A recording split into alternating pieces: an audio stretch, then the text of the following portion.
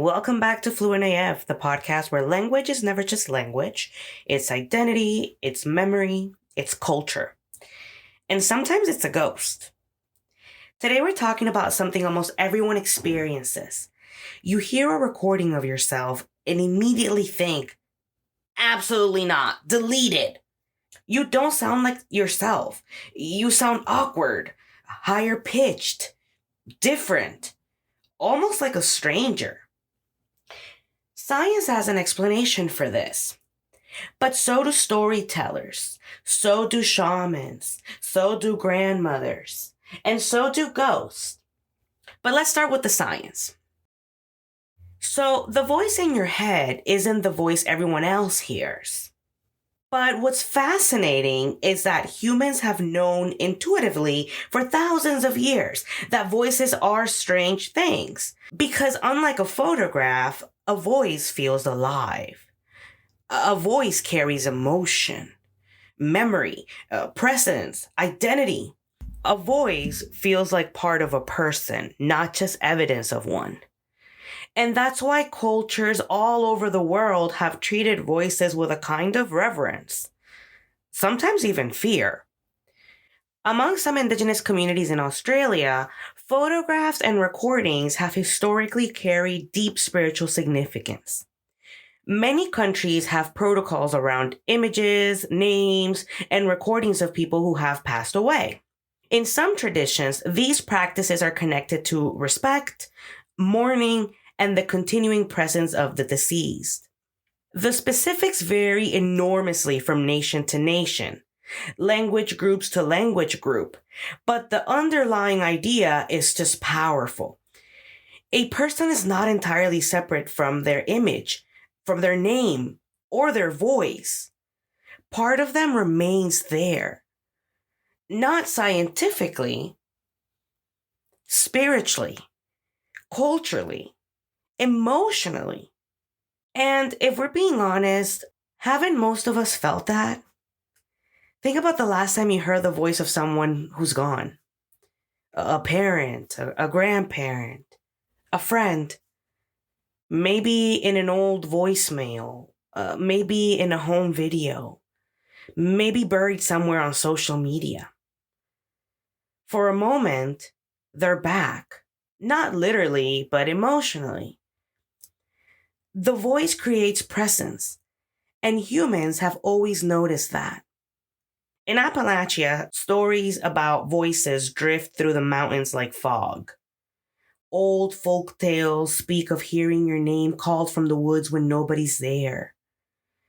Many versions warn, don't answer, because whatever called you may not be what you think it is. The Appalachian Mountains are full of stories where voices imitate loved ones. A mother calling from outside, a brother calling from down the trail, a friend calling from the darkness. The warning is almost always the same. If something sounds familiar, be careful. Not everything wearing a familiar voice belongs to the person you love. What's fascinating is that these stories reveal something universal. Humans trust voices. We are wired to trust them. Long before writing, long before photographs, long before Instagram, there was only the voice. Stories traveled through voices. History traveled through voices. Warnings traveled through voices. Language isn't survived because somebody opened their mouth and somebody else listened. The voice was the original technology. The original social network, the original archive. And maybe that's why hearing our own recorded voice feels so strange, because we're suddenly experiencing ourselves the way a stranger would. Not from the inside, from the outside. And that's a perspective human beings rarely get. The irony is that we're often harsher on our own voices than anyone else's. This is so true. A language learner hears an accent. A listener hears courage. A podcaster hears imperfections. A listener hears a story. A teacher hears every mistake. A student hears someone helping them understand. The voice we criticize is often the voice others cherish. And maybe that's why people say voicemails. Not because the sound is perfect, but because the person is inside it. Scientists might call it auditory memory. Psychologists might call it emotional attachment. Your grandmother might just call it love. And straight up, I think they're all talking about the same thing. Because voices aren't just sounds. They're fingerprints made of air. They're identities that travel. They're stories wrapped in breath. Every language on earth began as a voice. Every family story survived because of a voice. Every culture passed something forward because somebody spoke and somebody listened. So maybe the next time you hear your own voice and cringe a little, remember this. For thousands of years, humans have believed that something essential lives inside a voice. Not because voices are perfect, but because they're human.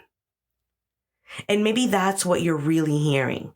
Not a recording, not a frequency, not a flaw, but evidence that you were here, that you spoke, that you connected, that for a brief moment in time, your story existed in the air, and somebody heard it.